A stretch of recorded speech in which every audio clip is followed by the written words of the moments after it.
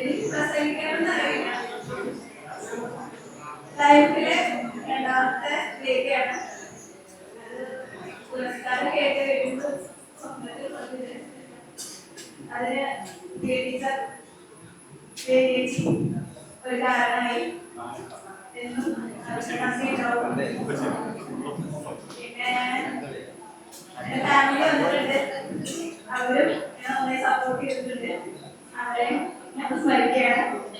പിന്നെ ലൈഫിലെ ഏറ്റവും വീക്കായ സമയത്താണ് ഞാൻ എഴുതി തുടങ്ങിയത്.